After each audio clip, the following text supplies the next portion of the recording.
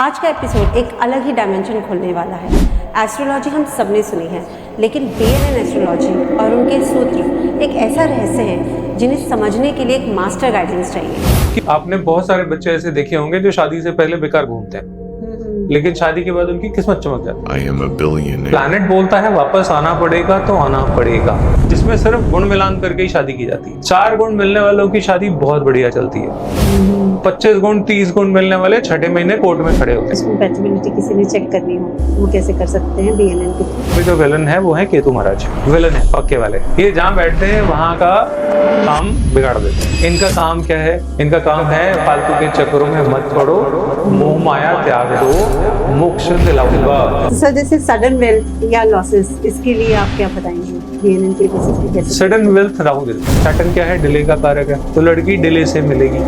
Sir जैसे emotional trauma या कुछ क्रॉनिक डिजीज, ये भी पता लगाया जा सकता है? हाँ बिल्कुल। इमोशनल ट्रॉमा जब भी होता है तो मून खराब होता है। इमोशंस है ना, emotion belongs to moon ji.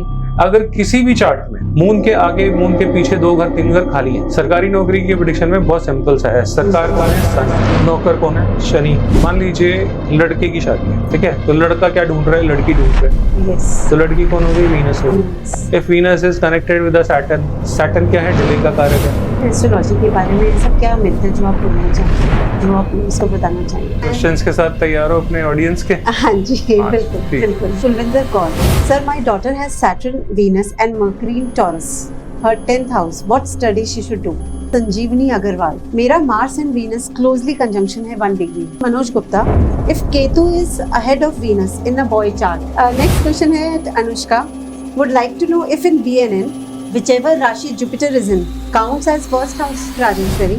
If Venus is in Taurus and Mars is in Pisces, it means लड़का ढूंढ के लाएगा लड़की। आने वाला जो समय है देश की इकोनॉमी के लिए अच्छा है। आपको इकोनॉमी में अच्छा खासा सेटबैक अगले 4 से 6 महीने में देखने को मिलेगा। जो प्रेजेंट गवर्नमेंट है हमारी, इस गवर्नमेंट के भी अच्छे से शेक होने की पूरी गुंजाइश है। इन्वेस्टमेंट्स की बात करूँ तो अपनी इन्वेस्टमेंट जितनी हो सके गोल्ड में लगा दीजिए। अच्छा। गोल्ड में बहुत ज्यादा प्राइस हाइक होने वाला है। Okay. आप लोगों ने जो गोल्ड का रेट सोचा नहीं होगा कभी, वो प्राइस आपको बहुत जल्दी देखने को मिल जाएगा।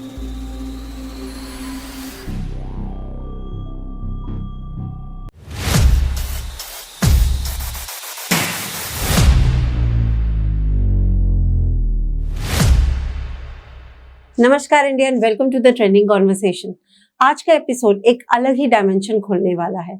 एस्ट्रोलॉजी हम सबने सुनी है, लेकिन बीएनएन एस्ट्रोलॉजी और उनके सूत्र एक ऐसा रहस्य है जिन्हें समझने के लिए एक मास्टर गाइडेंस चाहिए, जिस पर आज बात करने के लिए हमारे साथ है astrologer Shri Rajeev Arora ji. So let's start this amazing conversation. नमस्कार India and welcome to the trending conversation. तो जैसे मैंने आपको आज इंट्रोडक्शन में बताया कि आज का टॉपिक बीएनएन एस्ट्रोलॉजी पर है, जिसके लिए आज हमारे साथ बहुत ही स्पेशल गेस्ट हैं श्री राजीव अरोड़ा जी। नमस्कार सर। थैंक यू जी। नमस्कार। आप आए, आपका thank you again, thank you so much आपका आने के लिए। Inviting me. नहीं सर, एंड आपको मैं बताऊं कि आपने sir, I will just let you know the new viewers कि सर पहले भी ऑलरेडी हमारे साथ एक बीएनएन पे एक पॉडकास्ट कर चुके हैं, जहां पे हमें बहुत सारे व्यूअर्स के कमेंट्स आए कि सर के साथ पार्ट 2 प्लीज बनाइए, and here you are. Thank you so much sir. आप क्वेश्चंस के साथ तैयार हो अपने ऑडियंस के? हाँ जी बिल्कुल रखे हुए हैं, उनके भी क्वेश्चंस जरूर कंसिडर करेंगे।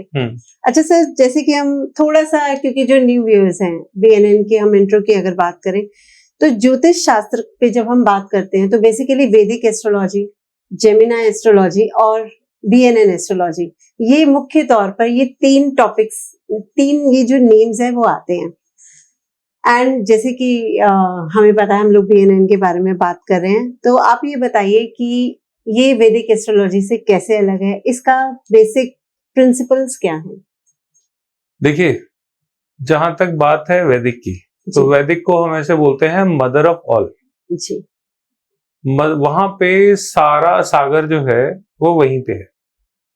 हर चीज, हर इंफॉर्मेशन, हर सूत्र, हर मेथड आपको वैदिक में मिल जाएगा। लेकिन वो इतना ज्यादा है कि वो संभाले नहीं संभलता, और जो देखने वाला है वो संभाल नहीं पाता उसको। मेरी भी शुरुआत वैदिक से ही हुई थी। 10-12 साल मैंने वैदिक ही पहले सीखा जी। लेकिन मैंने ये देखा कि वैदिक में कॉम्प्लिकेशंस मुझे कम से कम बहुत लगी, बाकियों को तो जो करते हैं उनको तो बहुत आसान लगता होगा, लेकिन मुझे ये लगा कि इसमें ना कैलकुलेशंस, मैथमेटिक्स और बहुत सारी चीजें देखने की जो एक और उनसे एक फैसला लेने की जो एक चीज है वो हर एक के बस का नहीं है। ओके। जैसे वैदिक में आपको पहले तो D1 चार्ट आप देखोगे, करेक्ट। ठीक है, फिर उसके बाद D9 चार्ट आप देखोगे, जी। फिर कहीं फंस जाओगे तो बारीक अगर जाना है आपको बहुत अच्छे से, अगर कुछ निकालना है तो आप D60 चार्ट पे जाओगे। अच्छा। क्योंकि the real fact hidden in D60 chart. Okay. ठीक है, फिर D12 पे जाओगे आप। अच्छा। फिर उसके बाद आप राशियों को देखोगे, फिर आप उनकी डिग्रियों पे जाओगे, नक्षत्र हो गया, नक्षत्रों पे जाओगे, तो इतनी सारी चीजों को मिला के एक फाइनल प्रेडिक्शन देना जी, ये आम आदमी के बस का तो नहीं है। Absolutely sir. कोई कुछ भी कहता रहे, कंसल्टेशन ही सर 15-20 मिनट की मिलती है।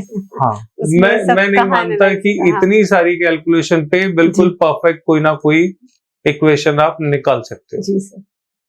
मान लीजिए D1 में कोई ग्रह उच्च का है, D9 में वो जाके नीच का हो जाता है, अच्छा। D60 में जाके वो कुछ और ही कहानी कहने लग जाता है। अब फाइनल आउटकम क्या है?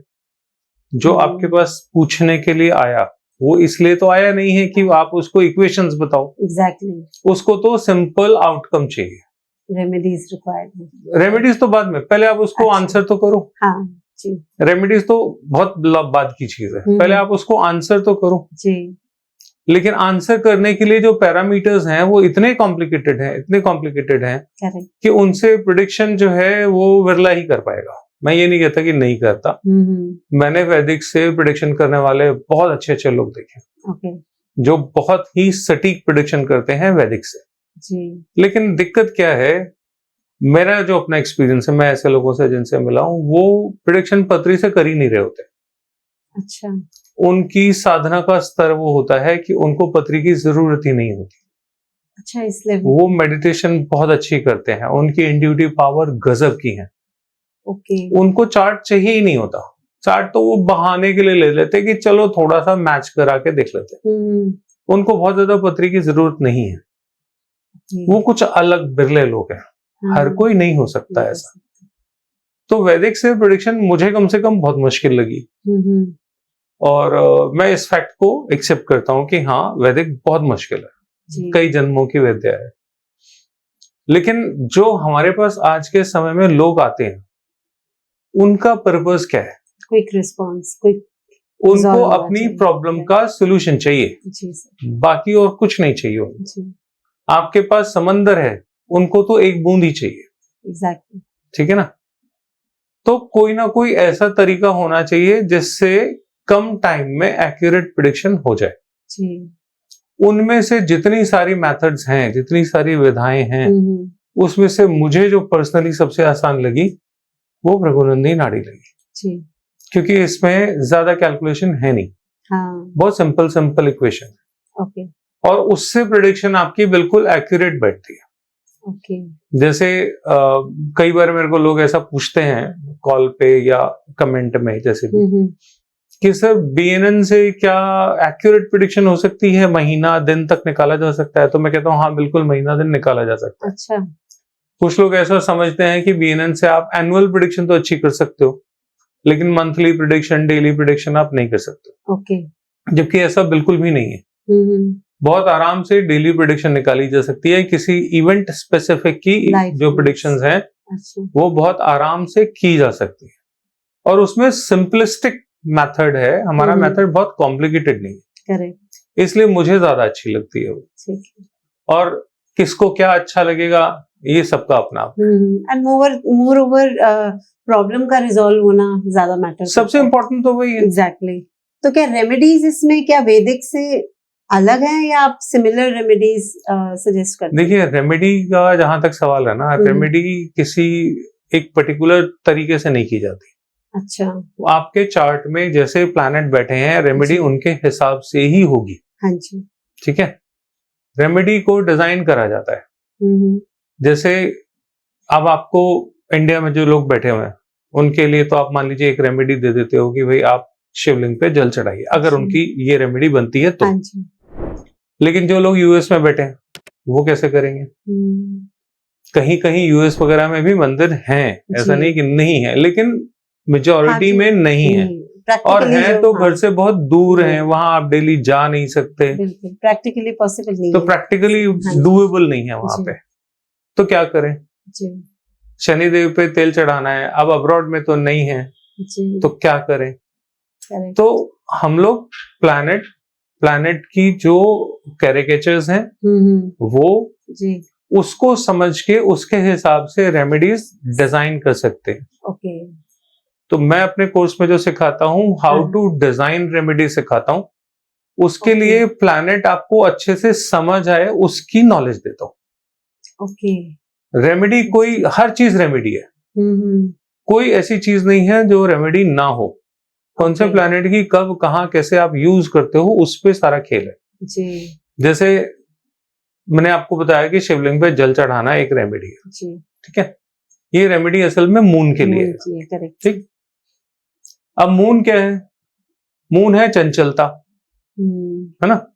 इंसान की चंचलता खो जाती है, सुख खो जाते हैं, खुशियां खो जाती हैं, तो डिप्रेशन आ जाता है, ठीक है? तो मून क्या है? बचपने की हरकतें जो होती है ना, चंचलता बचपन में ही होती है ना सबसे ज्यादा। तो बच्चे सबसे ज्यादा चंचल होते हैं, ठीक है?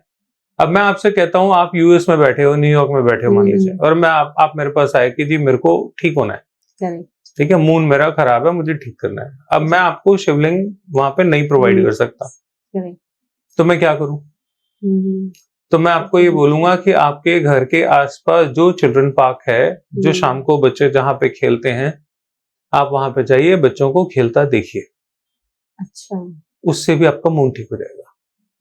इंटरेस्टिंग। आपने क्या किया? आप देखो, कभी बच्चों को कभी स्ट्रेस होता है? नहीं होता ना, बिल्कुल, क्योंकि उनका मूड खराब होता ही नहीं। जब तक हम बच्चे होते हैं तब तक हमारा मूड खराब नहीं होता, हमारी माँ बैठी है, हमें टेक केयर करती है। हम बड़े हो जाते हैं तो माँ भी कहती है चल बच्चा बड़ा हो गया, तो जब माँ छोड़ देती है तभी स्ट्रेस, एंजाइटी, डिप्रेशन, वही सब चीजें जब हम अपनी लाइफ में आते हैं। जब तक हम मम्मी के ऊपर डिपेंडेंट लाइफ जीते हैं, तब तक किसी बच्चे को स्ट्रेस होना आपने बिल्कुल नहीं होता ना, होता भी है तो माँ संभाल लेती है। बिल्कुल ठीक। अब ना माँ है ना शिवलिंग है, तो क्या करें? तो आप जाइए किसी पार्क में, जाके बच्चों को खेलता देखिए, हो सके तो उनके साथ खेलिए, आपकी एंजाइटी दूर हो जाएगी, आपका स्ट्रेस दूर हो जाएगा, ये तो बहुत आप भी बच्चों की तरह खिलखिलाओगे। बिल्कुल, बच्चे देखिए कैसे खिलखिलाते हैं, आपको वही तो चाहिए ना। मूड खराब है तो आप खिलखिला नहीं पाओगे। एग्जैक्टली। पार्क में जाइए, वहां लाफ्टर क्लब्स बने हुए हैं। लाफ्टर क्लब क्या है? मून की रेमेडी है। आपको लगता होगा ये पागल हैं लोग, क्या करते हैं, सुबह सुबह खा खा खा हंसते रहते हैं। लगता है ना, अजीब सा लगता है ना, देखने वाले को अजीब सा लगता है, लेकिन करने वाले का स्ट्रेस गायब होता है। तो वो मून की रेमेडी है जी। कहीं ना कहीं डिप्रेशन दूर हो रहा है, आप आर्टिफिशियली हंस रहे, धीरे धीरे वो नेचर आपको एक्सेप्ट करने लग जाएगा। बिल्कुल सर, बिल्कुल। तो आप कमरे में बंद कीजिए अपने आप को और खूब खिलखिला के हंसिए, आपका मूड ठीक हो जाएगा। अभी नहीं तो थोड़े दिनों में हो जाएगा। हाँ, टाइम तो लगेगा हर चीज में। तो हर चीज रेमेडी है, आप किसी भी चीज से अपनी रेमेडी डिजाइन कर सकते हो। लेकिन आपको जब तक प्लैनेट्स के जो अंदर के जो उसके सीक्रेट्स हैं, रूल्स जो हैं, उनके वो जो उनका जो पैटर्न है वो नहीं पता, फिर आप रेमेडी डिजाइन नहीं कर सकते। फिर आप सारी जिंदगी शिवलिंग ही ढूंढते रहोगे, और न्यूयॉर्क में शिवलिंग आपको मिलेगा नहीं। Correct sir. तो सर, जैसे अगर हम बात करें बीएनएन का एक ऐसा क्या यूएसपी है जो इसको बाकी सब एस्ट्रोलॉजी की उनसे अलग? The one and only USP. हाँ जी। प्रेडिक्ट इन 1 मिनट। मैं जिस तरीके से बीएनएन सिखाता हूँ उसमें आप प्रेडिक्शन 1 मिनट में कर लेते हो, और 1 मिनट तो मैं यहाँ पे बोल रहा हूँ आपको, जब क्लास में आओगे तो 30 सेकेंड्स लगते हैं। चार्ट होगा, राइट? 30 सेकेंड, 20 सेकेंड्स, बस इतने ही लगते हैं। तो इसमें आपने वही बताया था ना कि हमें चार्ट्स, डी चार्ट्स, ये सब ना हम कुछ नहीं देखते, हम सिर्फ D1 चार्ट देखते हैं। हाँ। कोई चलित कुंडली नहीं देखनी, कोई D9 नहीं देखना, कोई D10 नहीं देखना, कोई D12 नहीं, 30 नहीं देखना, 60 नहीं देखना, करेक्ट, कुछ नहीं देखना। Okay, simple D1 chart. Sir, accuracy की बात करें अगर, तो इसमें और वैदिक एस्ट्रोलॉजी का आपने क्या डिफरेंस देखा है? डिफरेंस कोई नहीं है। देखने का तरीका अलग अलग है। हाँ। अगर आपको वैदिक अच्छे से आती है तो भी आप वही प्रिडिक्ट करोगे। अच्छा। बीएनएन आपको अच्छे से आती है तो भी आप भाई शादी मान लीजिए किसी लड़की की या किसी लड़के की 26वें साल में होनी है जी, तो चाहे आप वैदिक से देखिए, चाहे आप केपी से देखिए, चाहे बीएनएन से देखिए, शादी तो 26वें में होने वाली है ना। अच्छा, तो एक्यूरेसी लेवल सेम है, सेम आएगा। आपकी किस में मास्टरी है, बस उतना सा वो मामला है। टेक्निक हो गया बेसिकली, टेक्निक है, डिफरेंट टेक्निक है। आपको जो टेक्निक अच्छी लगती है, आपको केपी अच्छी लगती है, you can predict with KP. अच्छा। आपको वैदिक अच्छी लगती है, वैदिक समझ में आती है, तो यू कैन प्रेडिक्ट विद वैदिक। कोई किसी से कम ज्यादा अच्छा बुरा नहीं है। ओके ओके, ये मेरा टेस्ट है। जी जी, है ना। अब किसी को दाल चावल अच्छे लगते हैं, किसी को राजमा चावल अच्छे लगते हैं, तो दोनों ही अच्छे हैं। जिसको जो पसंद आ जाए वो खा ले। करें। तो सर जैसे इसमें भी योग और दोष रहते हैं जैसे कि वैदिक एस्ट्रोलॉजी में रहते हैं? बिल्कुल रहते हैं। आपने बहुत बार वैदिक में सुना होगा जी, तुम्हारा तो ये योग है, तुम्हारा तो वो योग है। बहुत सारे योग बताए जाते हैं। जी। लेकिन जब आप रियल लाइफ में देखोगे तो कोई योग उनकी लाइफ में हो नहीं रहा होता, है ना। पंडित जी बताएंगे आपका जी गज केसरी योग है, वो कहेगा भाई साहब मेरे पास तो एक स्कूटर है, वो भी सेकंड हैंड। तो गज केसरी योग कहाँ गया, है ना। तो देखते हैं हम भी गज केसरी योग है। अच्छा, योग सेम है। हाँ। लेकिन किसको फलित होगा, किसको नहीं फलित होगा, कब फलित होगा, ये देखना टेक्निक है। अच्छा, योग बदलते नहीं है। आप उसको नाम दे दो अलग बात है, नाम नहीं दो तो भी योग तो योग ही है ना। कुछ एक्टिवेट करा जाता है इस पर्टिकुलर एज में जाके, ऐसा कुछ रहता है? वो होता ही है। अच्छा, जैसे किसी की शादी होती है तो उसकी पत्री में वीनस और वीनस से जुड़े हुए योग एक्टिवेट हो जाते हैं। अच्छा, वो अकरेंस आने पर वो प्लैनेट आपकी जिंदगी में आ गया ना। मान लीजिए किसी लड़के ने शादी की जी, तो उसकी जिंदगी में कौन आया, उसकी वाइफ आई, तो प्लैनेट कौन सा आया, वीनस आया। तो उसकी पत्री में वीनस एक्टिवेट हो गया उस दिन। ओके। आपने बहुत सारे बच्चे ऐसे देखे होंगे जो शादी से पहले बेकार घूमते हैं, लेकिन शादी के बाद उनकी किस्मत चमक जाती है। हाँ जी, बिल्कुल। तो हम लोग कहते हैं लक्ष्मी आई है, बड़ी भाग्यवान है, इसकी वजह से लड़का हमारा सुधर गया। उसकी पत्री में मंगल वीनस का योग होगा। अच्छा, तो जिस दिन उसकी पत्नी आएगी उसका भाग्य चमक जाएगा, अगर वीनस अच्छा प्लेस है तो। आपके पास कितना पैसा आएगा ये वीनस बताता है। तो जो लड़की आती है वो भाग्य लाती है।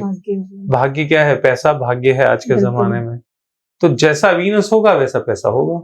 हाँ हाँ, सिंपल सी बात है। करेक्ट। तो सर अगर हम बात करें कि जैसे आप कोई केस स्टडी शेयर करेंगे जहाँ पे एनालाइज करते हुए आपने बीएनएन को देखते हुए, बट लाइफ उसकी टोटली अलग चल रही है, बट जो चार्ट्स बता रहे हैं बीएनएन के बेसिस पे वो कुछ अलग चल रही है और लाइफ उसका अलग वे में चल रही है। ऐसा होता ही नहीं।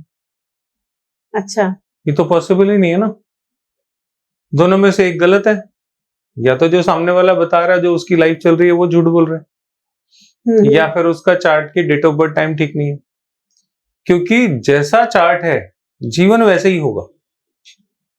अच्छा, आप अपने चार्ट से बाहर नहीं जा सकते। मैं आपको एक केस बताता हूँ। एक दिन हम क्लास में डिस्कस कर रहे थे, तो हम लोग डेली प्रेडिक्शन करते कि आज क्या होगा, ओके, कल क्या होगा, परसों क्या होगा। अच्छा, ठीक है, उस तरीके से हम डेली प्रेडिक्शंस करते हैं जी। तो एक साहब जो है वो मेरे स्टूडेंट हैं, वो यूएस से फ्लाई करके इंडिया आए थे पिछले दिनों। तो मैंने उनकी फ्लाइट के दिन का चार्ट बनाया। ओके, ठीक है, जिस दिन उन्होंने फ्लाइट पकड़ी थी जी, और उनके चार्ट पे फ्लाइट का दिन इम्पोज करके उनकी प्रेडिक्शन करी जी। तो मैंने उनको बताया कि आपकी फ्लाइट का डिले का अनाउंसमेंट हुआ होगा, डिले ज्यादा का हुआ होगा, फिर वो उन्होंने रिवर्स किया होगा कि नहीं डिले इतना नहीं इतना है, और इस तरीके से आपकी फ्लाइट कंडक्ट हुई होगी। तो उन्होंने बोला हाँ बिल्कुल ठीक है, मेरी अनाउंसमेंट हुई थी कि फ्लाइट आपकी 2 घंटे डिले है। फिर उन्होंने थोड़ी देर बाद बोला कि नहीं आपकी फ्लाइट 1 घंटा डिले है, और वो 1 घंटे बाद फ्लाइट टेक ऑफ हो गई। अच्छा, ये प्रेडिक्शन करी। ये तो पीछे की बात हो गई, तो आप कह सकते हो कि भी पीछे की बात है, आगे की बात बताओ कैसे देखेंगे। तो उसी क्लास में एक लड़की थी, उसने बोला कि सर मेरी परसों की फ्लाइट है, अब मेरे बारे में आप बताओ मेरी फ्लाइट में क्या होने वाला है। अच्छा, अब ये आपके पास एक लाइव केस आ जाता है जी। मैंने उनको बोला कि परसों के दिन आप अपने घर में कोई ऐसा खाना बनाओगे जिसमें फ्रेगमेंटेशन होती है, अच्छा। खमीरा उठता है ना जैसे, तो डोसा बनाते हैं तो उसमें Correct. खमीरा उठता हाँ है, जी। इडली बनाते हैं तो Correct, उसमें उसमें उठता है, हाँ, ऐसा ferment ऐसा रहता है, खाना हाँ है ना, पिज्जा बर्गर ये सब Correct. Fermented वही food, चीज है। हाँ जी। तो मैंने बोला पहली बात तो आपके घर में खाना कुछ इस तरीके का बनेगा, अच्छा। और दूसरा आपकी परसों की फ्लाइट है ना, आप फ्लाइट पे जाओगे लेकिन घर आपको वापस आना पड़ेगा एक बार कम से कम। अच्छा। उन्होंने कहा मैं तो सर बड़ी पर्टिकुलर हूँ, मैं तो चेक बॉक्स पे टिक मार्क कर करके चलती हूँ जिंदगी में, ठीक है। ये टिक लिस्ट है मेरी, ये टिक हो गया, ये टिक हो गया, ये टिक हो गया। I am a very organise person, तो इट इज नॉट पॉसिबल कि मैं वापस घर आऊं। रीजन से, हाँ जी। मैंने कहा हो सकता है वीजा टिकट भूल जाओ, हाँ, पासपोर्ट right. भूल जाओ, कुछ भी भूल हाँ, जाओ, ये आपको दोबारा anything, आना हाँ, पड़ेगा, बस okay. इतना मैं जानता हूँ। ठीक है। तो उन्होंने कहा ठीक है सर देखते हैं। अच्छा। अब वो परसों के दिन उनकी फ्लाइट थी। अगले हफ्ते जब वो क्लास में आई तो उन्होंने बताया कि सर क्या हुआ था। हाँ। कह रही उस दिन हमने घर में सुबह ब्रेकफास्ट में डोसा बनाया था, दोपहर की फ्लाइट थी जी। ब्रेकफास्ट करके हम घर से निकले, ओके। ठीक है, और आई मेड श्योर कि सर ने कहा है वापस आना पड़ेगा, तो आई मेड श्योर कि मैं वापस नहीं आऊं। तो मैंने अपनी चेकलिस्ट उस दिन 2 बार चेक करी, ओके, कि मेरे से ये प्रेडिक्शन गलत होनी ही चाहिए। अच्छा। ठीक है, लेकिन हुआ क्या, उन्होंने घर अपना लॉक किया, आगे बढ़े, गाड़ी में बैठी जैसे ही, तो उनको याद आया कि उनके घर की जो गार्बेज डस्टबिन है वो बाहर नहीं रखी, और वो 15 दिन के लिए जा रही थी, पिछले दिन का सारा गार्बेज पड़ा है, और वो 15 दिन पड़ा रहेगा तो प्रॉब्लम करेगा। एग्जैक्टली। तो उन्होंने दोबारा से ताला खोला, अंदर गई, डस्टबिन निकाली, बाहर डाली उन्होंने, जहां पे भी जो भी जगह थी उनकी, और फिर उन्होंने अपनी यात्रा टुवर्ड्स एयरपोर्ट शुरू करी। वापस तो आना प्लैनेट बोलता है वापस आना पड़ेगा तो आना पड़ेगा। इतना डीप प्रेडिक्शन हो सकती है, एक्यूरेट इतनी प्रेडिक्शन। जो लोग कहते हैं ना कि प्रेडिक्शन जो है महीने की होती है, साल की होती है, नहीं, आज क्या होगा, आज आपको खाना मिलेगा कि नहीं मिलेगा। अच्छा। आज आप एक केस बड़ा इंटरेस्टिंग है, मैं बताता हूँ, एक केस आपके साथ बताता हूँ। एक ने किसी ने फ्लाइट पकड़ी, कलकत्ता से उनकी फ्लाइट थी, तो उनका शहर थोड़ा दूर था, तो कलकत्ता तक उनको 4 घंटे की जर्नी करके आना पड़ता है, फिर वो कलकत्ता से अपनी फ्लाइट लेते हैं। ओके। तो उन्होंने बोला सर मेरे हस्बैंड रात को 2 बजे निकले, 6 बजे एयरपोर्ट पहुंचे, 7 बजे की 8 बजे की फ्लाइट थी, जो भी थी, फ्लाइट कैंसिल हो गई। अच्छा, ये क्यों हुआ? हाँ। तो मैंने कहा इन्होंने रास्ते में पनीर खाया होगा। अच्छा, ठीक है, ये प्रेडिक्शन का तरीका है, कैसे करते हैं वो बात की बात है, लेकिन चार्ट देख के मैंने बताया, मैंने कहा उन्होंने पनीर खाया होगा। तो उन्होंने बोला जी पनीर तो नहीं खाया। अच्छा। मैंने कहा ऐसा हो नहीं सकता, क्योंकि मेरे पास जो आ रहा है वो तो यही आ रहा है कि इन्होंने पनीर खाया होगा। अच्छा। ये चार्ट देख के बता रहा हूँ मैं। बहुत देर तक आर्ग्यूमेंट होती रही, नहीं खाया नहीं खाया नहीं खाया। थोड़ी देर बाद एक दूसरी जो स्टूडेंट थी उसने बोला कि इन्होंने छेना तो नहीं खाया था। तो उन्होंने बोला हाँ छेना खाया था। अब नॉर्थ साइड में पनीर ज्यादा चलता है, कलकत्ता साइड में छेना ज्यादा चलता है। हाँ। देखा जाए तो मेथड दोनों का एक ही है, करेक्ट। छेना और पनीर दोनों एक ही मेथड से बनते हैं। जी। तो प्लैनेट तो ये बताता है ना कि इस मेथड से बनी हुई चीज खाएगा, तो पनीर हमारे सेंस में कॉमन सेंस है। हाँ। ठीक है, लेकिन उन्होंने छेना खाया था, इसलिए फ्लाइट, ये नहीं कि हर छेना खाने वाले, हर बार पनीर खाने वाले की फ्लाइट कैंसिल ही होगी। उनका चार्ट ये प्रेडिक्ट कर रहा था। तो मैंने उनको ये बताया। दूसरी लड़की कहती है कि सर मेरी परसों की फ्लाइट है, मेरे बारे में बताओ, कल की फ्लाइट है। ओके। तो मैंने उनको बोला कि आप कल पनीर खाओगे। हाँ। बनारस गए हुए थे वो, तो उन्होंने कहा ठीक है जी मैं पनीर नहीं खाऊंगी कल, आई विल मेक श्योर। तो बनारस की कचौड़ियां बहुत मशहूर हैं। हाँ, अच्छा। तो वो कहीं किसी दुकान पे उन्होंने कचौड़ी खाई, और कचौड़ी में एक बिल्कुल छोटा सा पनीर का पीस आ गया। तो जब आया तो वो हंस रही थी, कह रही सर ने कहा था पनीर खाओगे, और मैंने कहा था मैं नहीं खाऊंगी, देख लो आ गया। आप अपने प्लैनेट से, रीजन कहने का मतलब सिर्फ इतना सा है कि आप अपने प्लैनेट से इतना बंधे हुए हो कि आपका आज का दिन क्या क्या होने वाला है वो सब आप प्रेडिक्ट कर सकते हो। And this is all through BNN। इतनी बारीक प्रेडिक्शन कर सकते हो। शादी में आपके कौन से रिश्तेदार नाराज होंगे, कौन सा खुश होंगे, ये बहुत बड़ा अच्छा। टॉपिक रहता है। बीएनएन में आप 10 सेकंड में बता सकते हो कि ये रिश्तेदार मेरी शादी वाले दिन पंगा करेगा, ओह, ये नाराज होगा ही होगा, और you can't make them happy.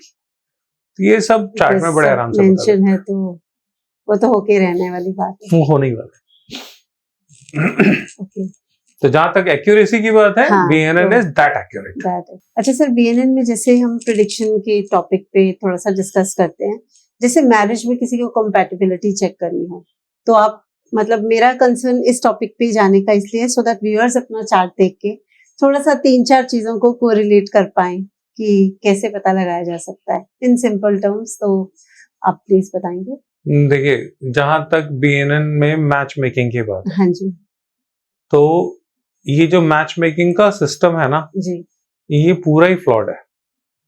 अच्छा। मैच मेकिंग जैसी कोई चीज होती नहीं। हम्म, ये किसने चलाया, क्यों चलाया, लेकिन पैसा बनता है, लोग चला रहे हैं, चलता रहेगा।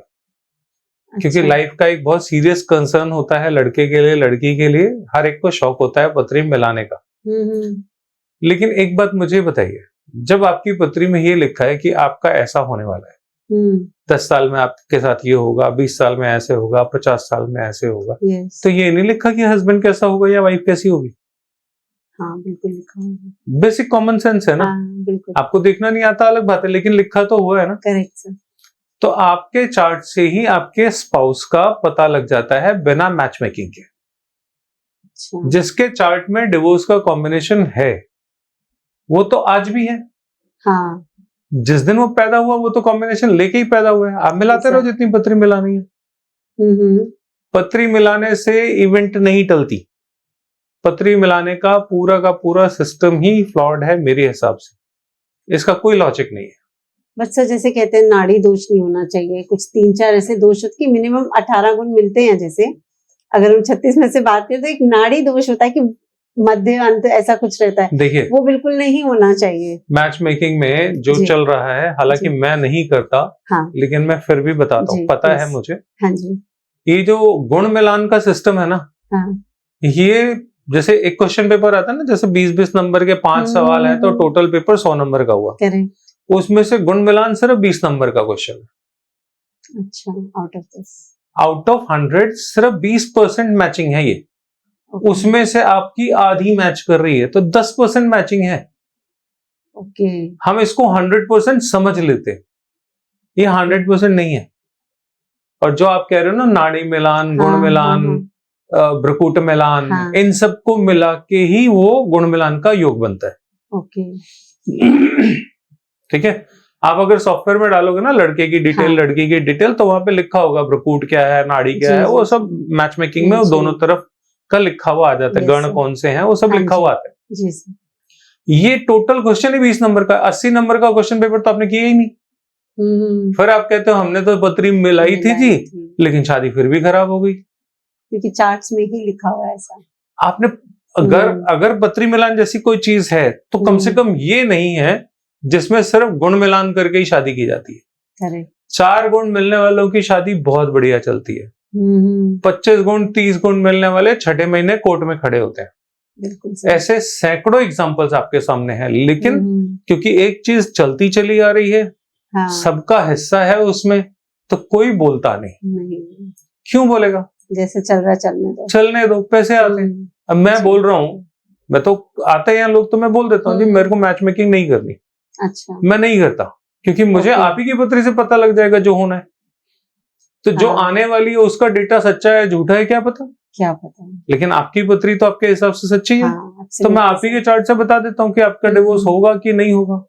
और अगर होना है तो आपके चार्ट में दिख जाएगा। उसके लिए मुझे दूसरे के चार्ट की जरूरत नहीं है, क्योंकि लिखवा के तो दोनों ही लाए हो ना। एग्जैक्टली। तो उसका आपकी पत्री में भी तो लेखा जोखा होगा कि जब वो आएगा या आएगी, उसका डेटा आएगा, फिर मैच मेकिंग करोगे तभी समझ में आएगा जी। एक बेसिक कॉमन सेंस है ये, ठीक है ना। लेकिन इस चीज पे कोई सोचना नहीं चाहता, और कैमरे पे आगे तो कोई भी नहीं बोलता। क्यों? लॉस ऑफ बिजनेस है।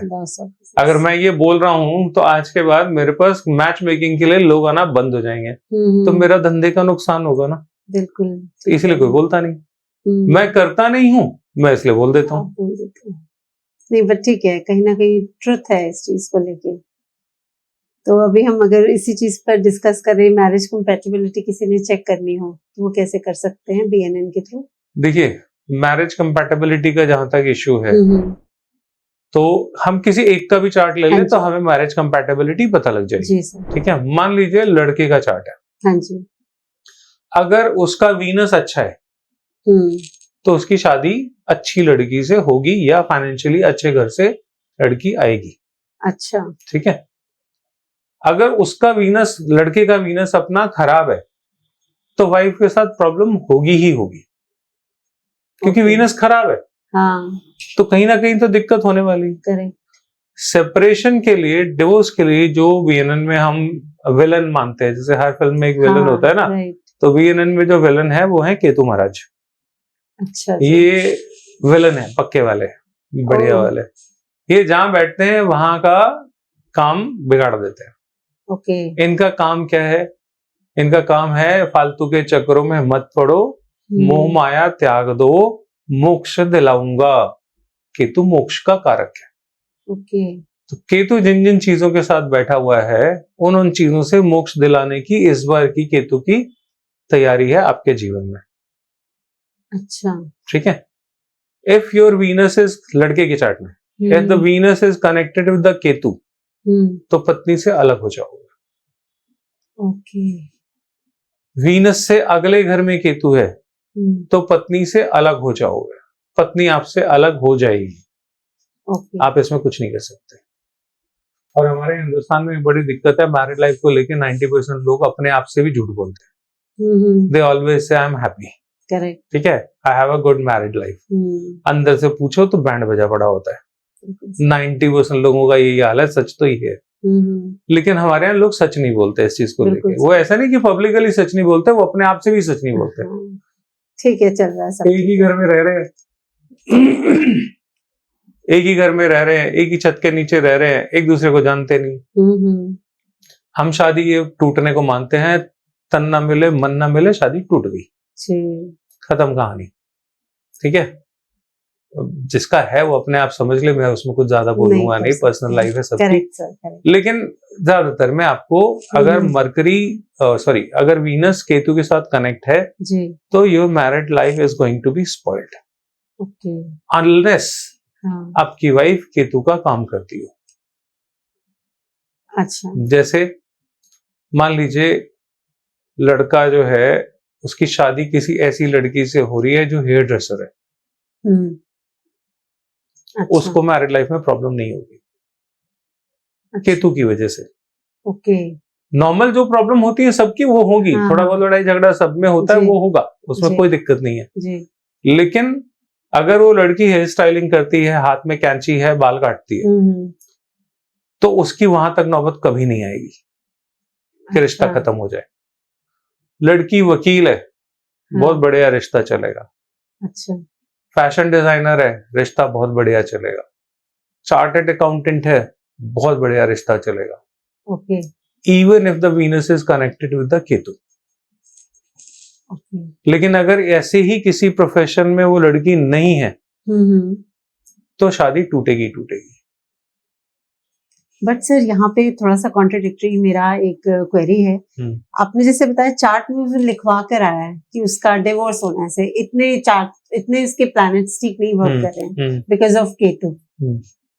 डिवोर्स लिखा हुआ है, बट ऐसे कैसे कि जब वो लिखा हुआ डिवोर्स होगा बट वो केतु का वर्क करती है जो पार्टनर है, तो उस वजह से नहीं हो पाएगा। बट वो तो लिखवा कर आया है कि उसका डिवोर्स का केस होगा।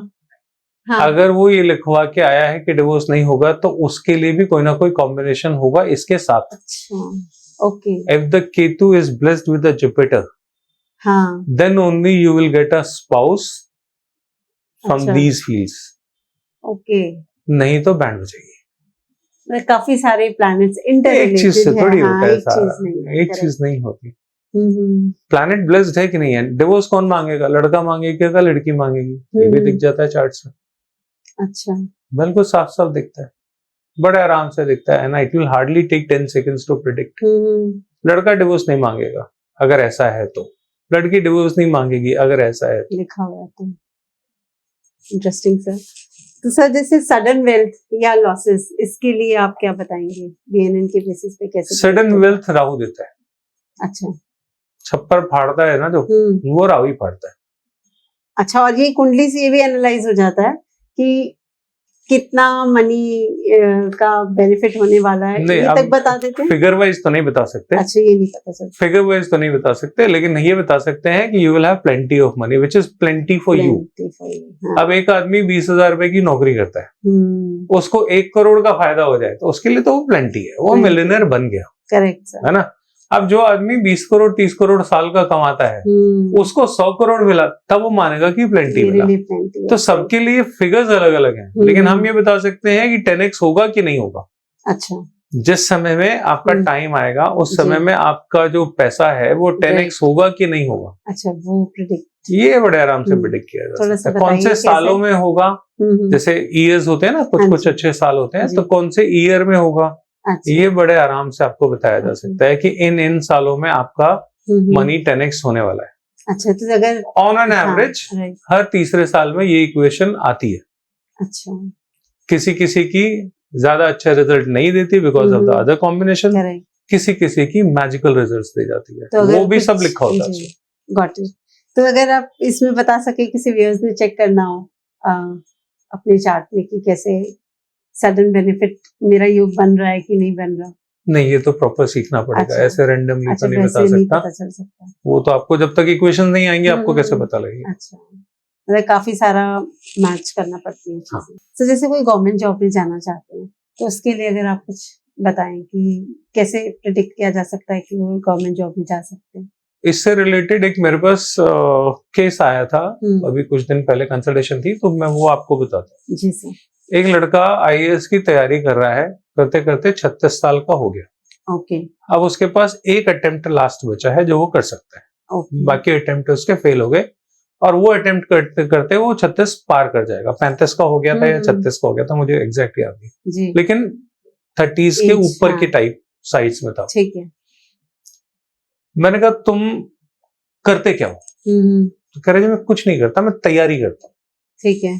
मैं बोला यार 34-35 साल के तुम हो गए हो, हाँ, पढ़ाई 20 साल में खत्म हो जाती है, तुम 18 साल से तैयारी कर रहे हो? कह रहा हाँ सर। मैंने कहा यार किसी से कंसल्टेशन ले ली होती, तुम्हारी पत्री में तो सरकारी नौकरी का योग ही नहीं है। ओके। कह रहा है जी मुझे तो आज तक सारे पंडितों ने कहा जी तुम्हारा योग है सरकारी नौकरी का, तो मैंने 18 साल में तो तुम बने नहीं, तुमने अपने जिंदगी के 18 साल और खराब कर लिए। तुम्हारी पत्री में सरकारी नौकरी का योग नहीं है। हाँ। आप आईएएस कभी नहीं बनोगे। अच्छा। बेचारा उस दिन वो इतना तकलीफ में था कि वो कॉल पे था, रो पड़ा। हाँ, कह रहा है कितने सारे एस्ट्रोलॉजर्स ने मेरी लाइफ खराब कर दी। अब वो उनको गालियां दे रहा है कि मतलब मेरे 10 साल बर्बाद हो गए, 8 साल हो गए मेरे को तैयारी करते, 10 साल हो गए मेरे को तैयारी करते। अगर मुझे पहले पता लग जाता तो शायद कहीं और, तो मैं कहीं और मेहनत करता। है ना। लेकिन उसके उतने टाइम लॉसेस का जिम्मेदार कौन हुआ है? एक गलत एस्ट्रोलॉजी की प्रेडिक्शन। Correct sir. सरकारी नौकरी की प्रेडिक्शन में बहुत सिंपल सा है। सरकार कौन है? सन है। सन, राइट। नौकर कौन है? शनि है। सैटर्न सन का कॉम्बिनेशन आपके चार्ट में होगा तो सरकारी नौकरी लगेगी, नहीं तो नहीं लगेगी। सिंपल। अच्छा, अच्छा, दोनों एक साथ हैं अगर किसी और युति होनी चाहिए, वो हमारी युतियों की इक्वेशंस होती हैं कुछ। अच्छा। वो यहाँ पे तो नहीं मैं सारी बता सकता, लेकिन ये दोनों अगर प्लैनेट युति में हैं तो आपकी सरकारी नौकरी लगने के चांस पूरे पूरे। या तो सरकारी नौकरी करोगे, या सन आपके फादर भी होते हैं। यस। ठीक है ना। सैटर्न आपकी नौकरी हो गई, पापा की नौकरी करोगे। मतलब क्या हुआ? पापा की दुकान है चांदनी चौक में, बैठ गए वहां जाके। ठीक है। बेटे ने 12वीं की, ग्रेजुएशन करी, जाके पापा के साथ बैठ गया। अब वो बोलेगा कि मेरा भी सैटर्न सन का ही होगा, मैं तो सरकारी नौकरी नहीं कर रहा। तो सरकार मतलब सन। सन आपके पापा भी हैं, सन आपकी सरकार भी है, सेंट्रल गवर्नमेंट स्पेशली। ठीक है। और सन जो है जब नौकरी करने लग जाते हैं तो जो ऑफिस में आपका इमीडिएट बॉस है वो भी सन होता है। हाँ, कहीं ना कहीं उसी की तो नौकरी कर रहे हो ना। exactly. आपका सन अच्छा है तो सरकार से सुख होगा, आपका सन खराब है सरकार से दुख होगा। पापा से परेशानी होगी, सरकार से परेशानी होगी, या आपके ऑफिस में आपका बॉस आपको परेशान करेगा। अगर आपका बॉस परेशान करता है आपको, तो आजकल आपका सन खराब चल रहा है, हाँ। पत्री देखने की जरूरत ही नहीं, वैसे ही पता लग जाएगा। ओके। तो सर जैसे इमोशनल ट्रॉमा या कुछ क्रॉनिक डिजीज, ये भी पता लगाया जा सकता है? हाँ बिल्कुल, इमोशनल ट्रॉमा जब भी होता है तो मूड खराब होता है। हाँ, डिप्रेशन होता है। इमोशंस है ना, इमोशन बिलोंग्स टू मून जी। अगर किसी भी चार्ट में जी सर, मून के आगे मून के पीछे 2 घर 3 घर खाली हैं, तो इमोशनल ट्रॉमा होगा ही होगा। अच्छा, सिंपल। ये वन ऑफ द इक्वेशन है जो बता रहा हूँ। ऐसा नहीं कि इसके अलावा किसी और चीज में मेंटल ट्रॉमा नहीं होता जी। लेकिन अगर ऐसा है तो 100% होगा। अच्छा, कितनी देर लगेगी आपको ये देखने में? Hardly 10 seconds. 1 मिनट प्रिडिक्शन तो मैं ज्यादा कहता हूँ। क्लास में जब हम लोग प्रैक्टिस करते हैं तो 10 सेकेंड 20 सेकेंड 30 सेकेंड में प्रिडिक्शन होती है। लेकिन टैगलाइन ये है 1 मिनट प्रिडिक्शन, क्योंकि कई बार थोड़ा कॉम्प्लिकेटेड सवाल आ जाता है तो 2 की जगह 3-4 कॉम्बिनेशन हो सकता है आपको देखने पड़े। करेक्ट। तो सर अगर डिलेड मैरिज है तो वो भी पता लगाया जा सकता है? बिल्कुल आराम से पता लगाया जा सकता है। मान लीजिए लड़के की शादी है, ठीक है, तो लड़का क्या ढूंढ रहा है? लड़की ढूंढ रहा है। यस। तो लड़की कौन हो गई? वीनस हो गई। If Venus is connected with Saturn, हाँ, सैटर्न क्या है? डिले का कारक है। हाँ, तो लड़की डिले से मिलेगी। Okay, simple. ओके, ठीक है। किसी मेल की कुंडली में अगर वीनस एंड सैटर्न का कॉम्बिनेशन दोनों साथ है और कोई कॉम्बिनेशंस वो बीएनएन के होते हैं, वो आपको जानने पड़ेंगे, सीखने पड़ेंगे। ओके। अगर ये कॉम्बिनेशन है तो your marriage will be delayed. Okay. और you will get married with a different community. Okay. आप किसी डिफरेंट कम्युनिटी में आपकी शादी हो सकती है। ओके। कम्युनिटी बदल गई ना। शनि विरक्ति का कारक है, शनि अलगाव का कारक है। ओके। तो जब अगर आपके वीनस के साथ शनि जुड़ा हुआ है तो आपको कहीं ना कहीं अलग होना पड़ेगा। अच्छा। तो आपकी जात जो है, हमारे यहाँ तो जातियां चलती है ना हिंदुस्तान में अनफॉर्चुनेटली, तो जो जाति आपकी है उस जाति से बाहर आपकी शादी इंटरकास्ट होगा बेसिकली, ठीक है। धर्म अलग होगा, जात अलग होगी, कुछ अलग होगा उसका। अगर कुछ नहीं है तो एज वाइज डिफरेंस होगा, 3 साल से ज्यादा का। क्योंकि 3 साल तक का एज गैप हम रेगुलर मानते हैं कि ये रेगुलर में आता है हस्बैंड वाइफ की एज में। अगर गैप 3 साल से ज्यादा का है, दोनों में से कोई भी बड़ा छोटा हो सकता है। यहाँ पे लड़की भी बड़ी हो सकती है, लड़का भी बड़ा हो सकता है। 3 ईयर प्लस का गैप, नॉर्मली 4 से 5 साल का गैप देखने को मिलता है।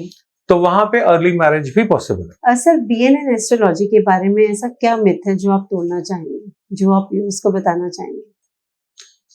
मैंने बहुत सारे वैदिक के अच्छे जानकार जो हैं उनसे पर्सनल जब बात की तो उनका जो एप्रीहेंशन था वो ये था कि बीएनएन में बहुत एक्यूरेट प्रेडिक्शन नहीं हो सकती। अच्छा। इसमें वो उनका ऐसा कहना है, इसमें उतनी दम नहीं है। लेकिन जब मैंने उनको उनके बारे में प्रेडिक्ट करके बताया ना तो वो हैरान हो गए कि यार इतना भी बताया जा सकता है। तो बीएनएन के बारे में बड़ा मिथ है कि ये बहुत एक्यूरेट साइंस नहीं है, इसमें एक्यूरेसी नहीं आती, परफेक्शन नहीं आता। ऐसा बिल्कुल भी नहीं है। जैसे मैंने इसी पॉडकास्ट में आपको एग्जांपल्स दिए, बेहद एक्यूरेटली आप प्रेडिक्ट कर सकते हो। सबसे बड़ा मिथ यही है कि इसमें लोग समझते हैं, लोग ऐसा नहीं समझते है हैं एक्यूरेट, क्योंकि है क्या, असल में ये साउथ की विद्या है। अच्छा। नॉर्थ में आई, नॉर्थ वालों को मिलावट इसमें खूब करी उन्होंने। अच्छा। वो शुरू बीएनएन से होते हैं, बाद में वो नक्षत्र पढ़ाने लग जाते हैं उसी में, फिर वो उसी में वैदिक के सूत्र पढ़ाने लग जाते हैं। शुरुआत कवर जो है उनका वो बीएनएन का होता है, क्योंकि बीएनएन आजकल बहुत पॉपुलर है। तो ओरिजिनल बीएनएन जो है वो बहुत एक्यूरेट है। अच्छा। लेकिन जैसे ही आप स्लिप करके बीएनएन में वैदिक डाल देते हो ना, फिर आप कहीं ना कहीं कन्विंस नहीं हो या आपने उसमें मेहनत नहीं करी। करेक्ट। लेकिन अगर आप प्योर बीएनएन पे जाओगे तो बिल्कुल एक्यूरेट साइंस है। अच्छा, वेरी गुड सर। अच्छा सर, आप ये बताइए कि आपके नजरिए से बीएनएन का ऐसा क्या कॉन्सेप्ट है जो लोगों के लिए, ह्यूमैनिटी के लिए गिफ्ट लेकर आया? देखिए, मेरा जहां तक मानना है वो ये है कि आपको अगर अपनी गाइडेंस राइट नहीं मिले तो ये सबसे बड़ा लॉस ऑफ ह्यूमैनिटी है या इन पार्ट ऑफ अस है एज एन एस्ट्रोलॉजर। हमारा काम क्या है? हमारा काम सिर्फ इतना है कि सामने वाले को राइट डायरेक्शन के लिए गाइड कर देना। बिल्कुल सर। ठीक है, बच्चे को कौन सा सब्जेक्ट चाहिए आप हाँ, उसमें गाइड कर दो, करेक्ट। आपको किस प्रोफेशन में नौकरी ढूंढनी है आप उसके लिए गाइड कर दो। तो ये जो गाइडेंस है ये आपके कई साल बचा लेती है। हाँ, जैसे भी आपने केस बताया ये सर। हाँ, 18 साल अब अगले ने 8-10 साल अपने खराब कर लिए ना, तो इससे बड़ी आप ह्यूमैनिटी की सेवा और क्या कर सकते हो। लेकिन दिक्कत क्या होती है, जब मुझे आईएएस बनने का भूत सवार है ना, तो मुझे आपकी बात समझ में नहीं आएगी, इंसान को धक्के खाने के बाद समझ में आती है। तो गाइडेंस पूरी है जी, लेकिन फॉलो करोगे नहीं करोगे ये आपके भाग्य पे है जी। हर एक के भाग्य में हर चीज नहीं होती।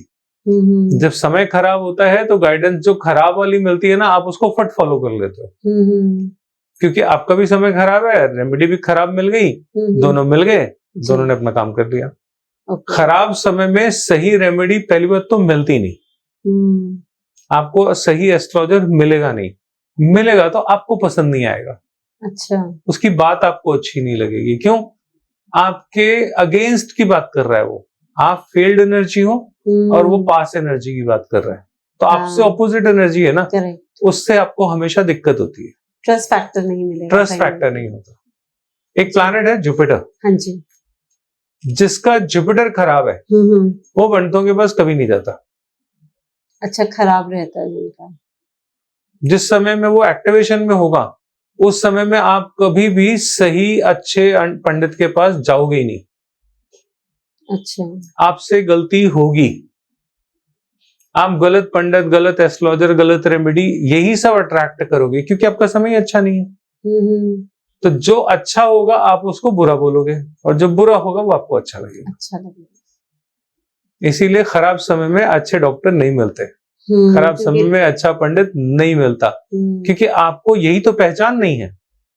समय सही है तो क्या होता है, आपके साथ सही लोग जुड़ते चले जाते हैं। समय खराब होता है तो क्या होता है, आपके साथ खराब लोग, खराब एनर्जी, खराब एक्टिविटीज, खराब इवेंट्स जुड़ती चली जाती हैं। तो कोई अच्छा करने आएगा तो आपको सबसे बुरा वही लगेगा,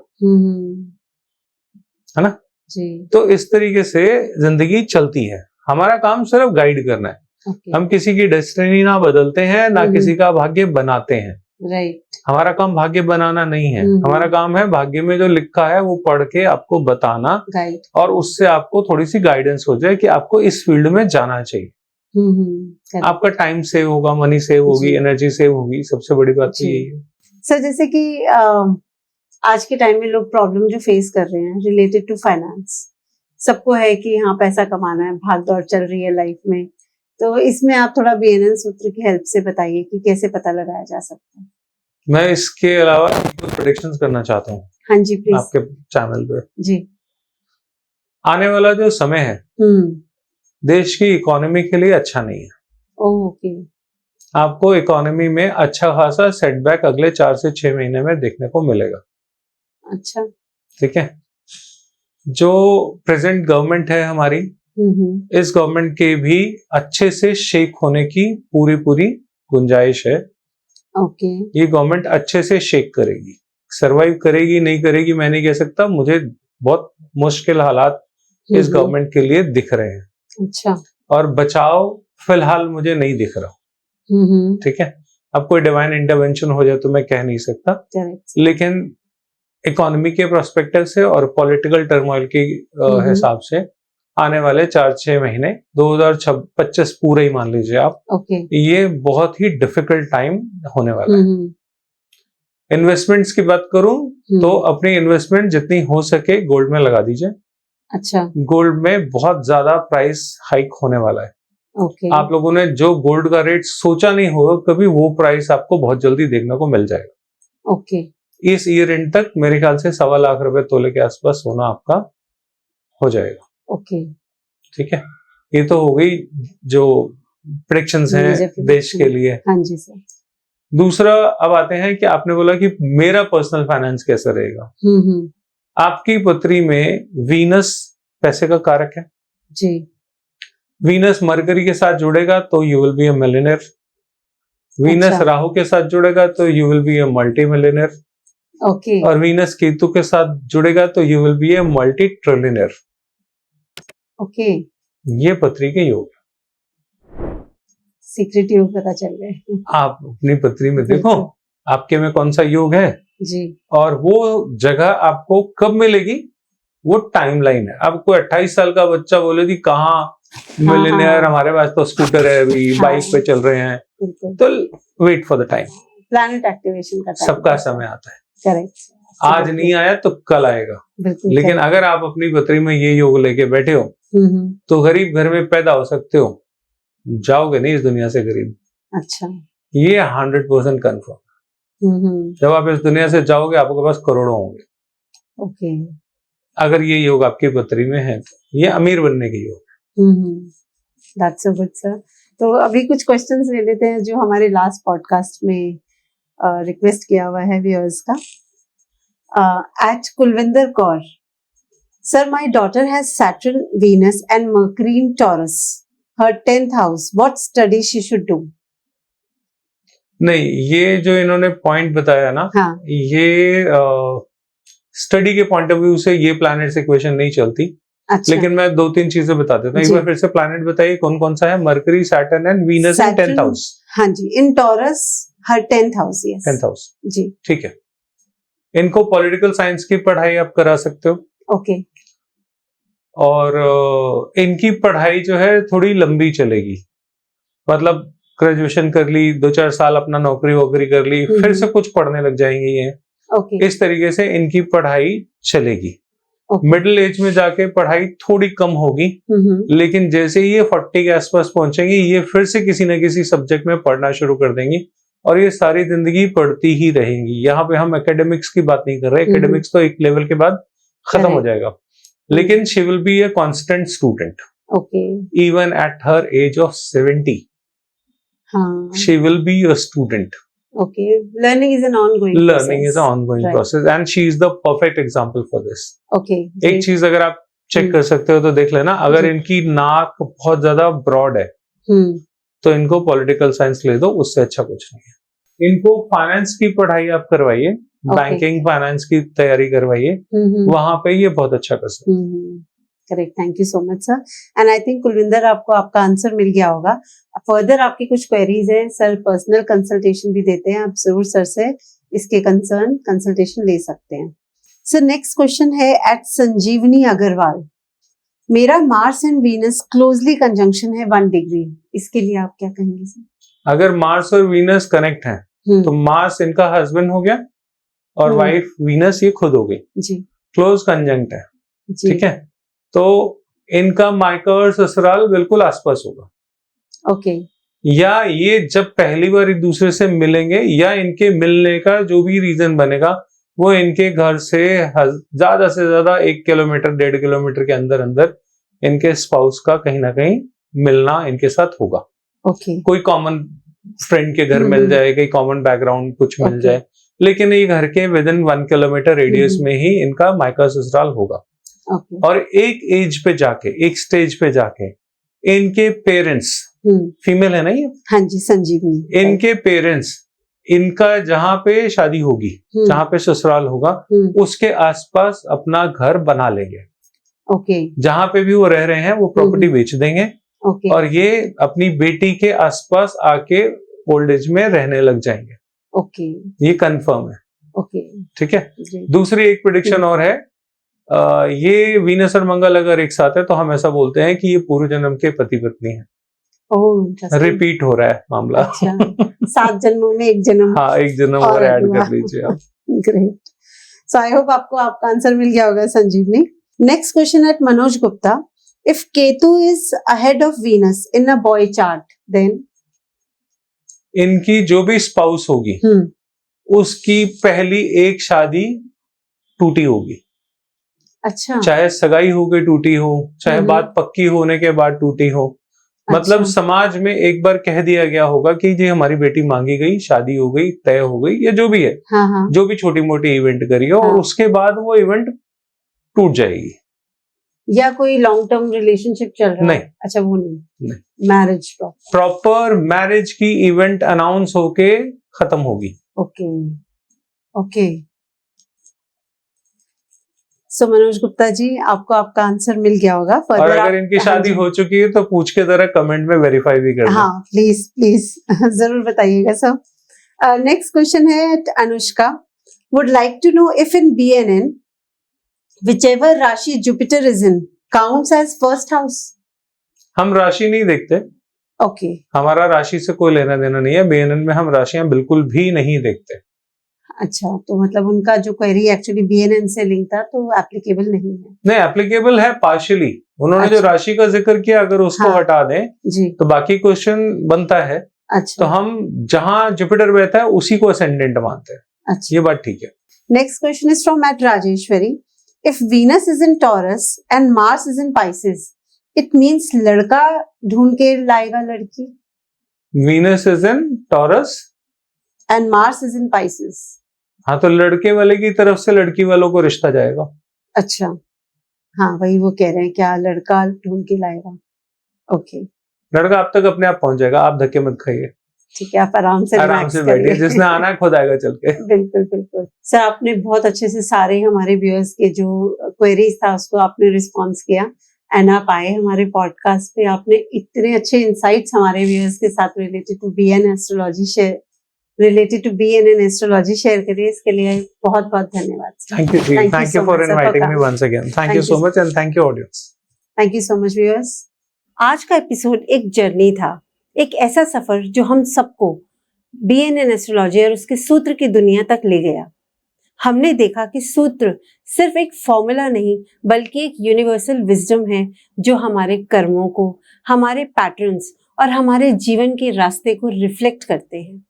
आपको हमारी ये बातचीत कैसी लगी इसको कमेंट सेक्शन में जरूर बताइएगा, और अगर आप कोई टॉपिक सजेस्ट करना चाहते हैं तो वो भी जरूर कमेंट बॉक्स में मेंशन करिएगा, ताकि हम सब आपके साथ और नॉलेजेबल पॉडकास्ट शेयर करते रहें। Till then stay healthy and keep shining.